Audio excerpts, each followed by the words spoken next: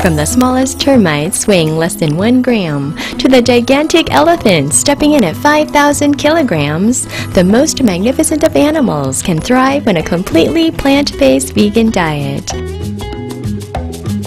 Their diet range is broad, consuming foods in the form of fruits, vegetation, seeds, and tree nuts grown in nature's best fertilizers, sunshine, soil, and water.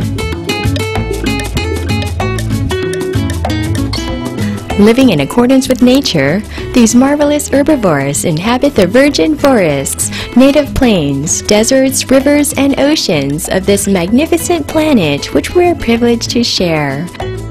Each having a vital role in balancing the ecology, they act as Earth's guardian angels, contributing naturally and sometimes silently to life's great symphony. Supreme Master Ching Hai has stated how animals telepathically communicated with her that if they had a choice they would be vegetarian. In a video conference with our association members in London, United Kingdom on June 13, 2008, Supreme Master Ching Hai explained how the noble qualities of animals naturally lead them to a plant-based diet.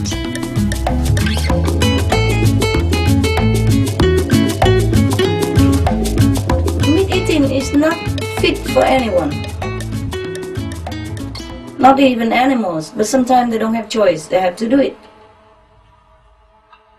You know, even some of the birds, they're supposed to eat some other smaller insect or something, or smaller fish or smaller bird. When I feed them vegetarian, they don't go there to eat fish or other animal.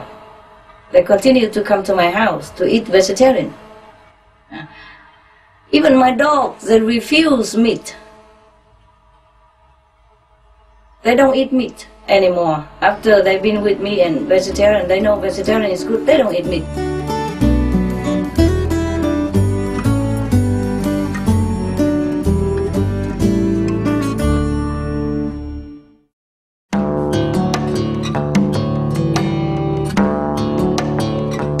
Delightful viewers, today we will continue with our series on the diverse family of herbivore inhabitants, on vegetarianism, the noble way of living. Let's now meet one of the last largest mammals to be discovered in Africa, the okapi.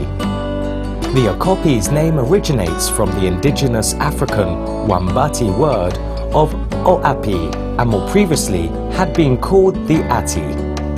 It wasn't until 1890 that these marvelous, elusive animals first came to the attention of the Western world by US explorer and author Henry Stanley's reports, covering his fascinating journeys into the depth of Africa. Interestingly, however, ancient carved images of okapi have been discovered in Egypt that possibly date back 2,500 years ago. At the end of the 18th century, when the news of this mysterious dark brown animal resembling a donkey with zebra-like striped legs arrived at the ears of naturalist and then the British governor to Uganda, Sir Harry Johnson, he voyaged to the Democratic Republic of Congo in Central Africa in hopes to learn more about this peaceful animal of noble veggie lineage. But look again closely. What do you think it is?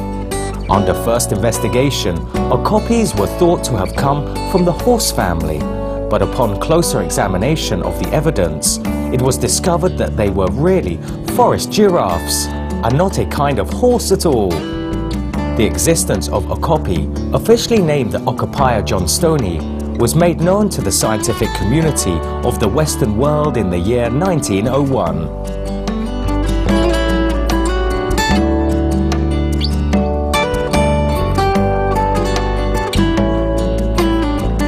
The okapi is a mammal found native to the dense rainforest of the Ituri, located in the northeast of the Democratic Republic of the Congo in Central Africa.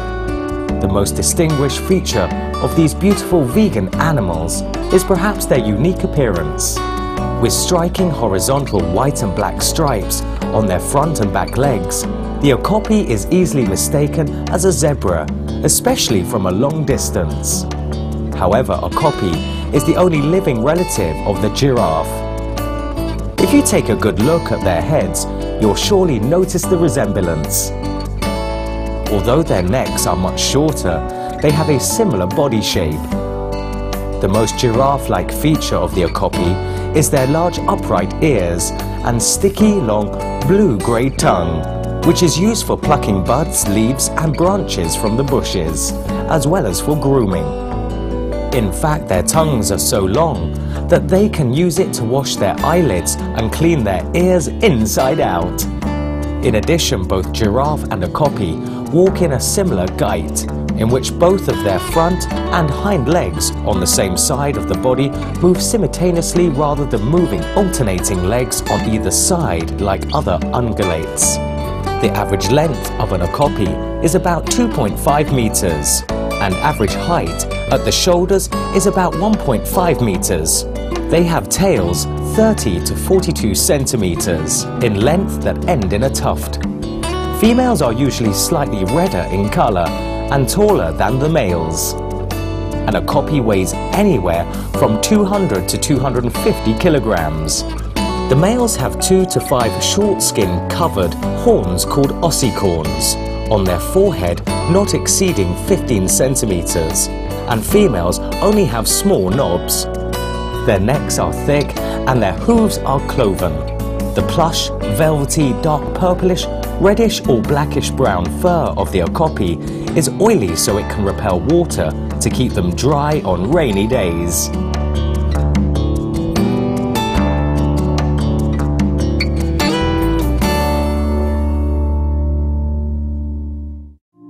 Now you may wonder why okapis have striped markings on their legs and haunches.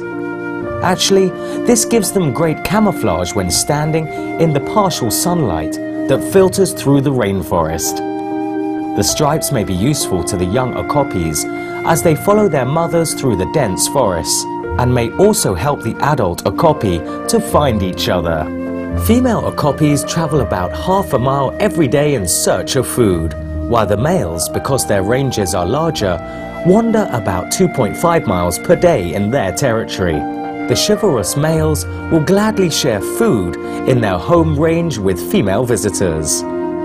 They are vegan browsers, eating 18 to 29.5 kilograms of buds, ferns, fruits, grasses, leaves and seeds a day. But their favorite food is young forest plant shoots. Incredibly, many of the plant species they eat are poisonous to humans. With the use of their very flexible neck and their long tongue, the okapi can reach branches up to about 3 meters above the ground, and with their lobed canine teeth, they are able to strip the leaves from the trees. Their mineral needs are met by eating a sulfurous clay found along the riverbanks. Okapis are ruminants like cows and giraffes. They usually dine during the day, but have been observed eating at night as well. Okapis are not very social animals, preferring to live alone in large secluded areas at altitudes of 500 meters to 1,000 meters. They travel within their own designated area of several kilometers that overlap with other okapi territories. They will come together during dating season or when Mama okapi is taking care of the young calf. They like large forest clearings and bush areas where water is close by, and areas of the forest where the growth is thick and lush. To designate their sleeping and resting quarters, okapis mark their territories by spraying bushes with their urine and leaving behind a tar-like substance secreted by a gland between their hooves. These are also some of the ways that they communicate with fellow okapi. Although it can be any time, okapi dating season is usually in May and June, so that baby calves can be born in the rainy season, when there are plenty of new plant shoots for the mother and baby to eat. The female, who is usually of few words, will become more vocal to signal she is ready for courtship. The male okapi, in turn, garners the lady okapi's attention by curling his lips and tossing his head to the side to display his white throat. A couple will display their affection by sniffing, circling and licking one another. Female okapis have babies once every 2 to 3 years. Pregnancy usually lasts 14 to 16 months long. When the mother is ready to deliver the calf, she goes deep into the forest and gives birth to one single offspring. The newborn will have identical color pattern to the parents and have a cute short fringe of hair along the spine. These amazing Okapi babies can stand up on their own within 30 minutes after birth. Newborn Okapis weigh about 16 to 20 kilograms and will generally start nursing for the first time within an hour of emerging into the world. For the first day or two, the baby spends his time following mummy around and exploring the environment. In the wild, the loving Okapi mothers are very protective of their calves. They will conceal their young in a safe spot in the deep forest and return regularly to feed them. For the next 2 months, calves will spend over 80% of their time in the nest bathing in their mother's tender care. One remarkable characteristic about Okapi babies is that they may not produce droppings until they are at least 1 to 2 months old. This helps keep unwanted visitors from sniffing out their whereabouts until they have had a chance to become much bigger and stronger. The gentle calf begins to graze at 6 weeks and will nurse on mama's milk for 6 months. Even though they become independent at 9 to 10 months, most babies stay with their mothers for another 2 or 3 years. On a pure plant-based diet, Okapi babies will triple in size in just 2 months and will reach full adult size at 3 years of age. Okapis live healthy lives of around 30 years.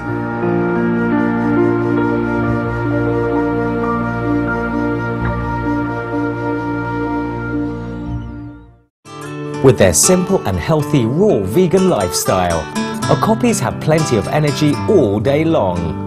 Scientists have found that these herbivores need only 5 minutes of sleep in a 24-hour period to remain active and alert. Okapis are basically very peaceful, living in their own preferred space. They are vigilant animals and use their big upright ears and highly developed hearing to protect themselves. With their auditory sensitivity and 2 pairs of swift legs, the elusive Okapis are hard to spot in the wild. It is no easy task for humans to travel in their territory, thus making it quite challenging to study them and know how many do actually exist. Researchers estimate that there are currently about 25,000 Okapis in the wild, living across the luscious forests of Africa. Although Okapis are not classified as endangered, habitat loss and poaching do threaten their existence. Fortunately, in 1952, 1/5 of Okapi habitat in Africa's Ituri forest was set aside as a wildlife reserve. The Okapi Wildlife Reserve, with support from conservation organizations and the local people, continues to protect and to support study of this rare and unique forest dweller. Today we are delighted to meet the wonderful and mysterious Okapi of the forest, who was once known by the ancients as the unicorn of Congo. While these pure-hearted vegans stroll in the lush African rainforests, relishing their favorite greens, they are at the same time quietly helping our ecosystem, giving back to this glorious land of creation.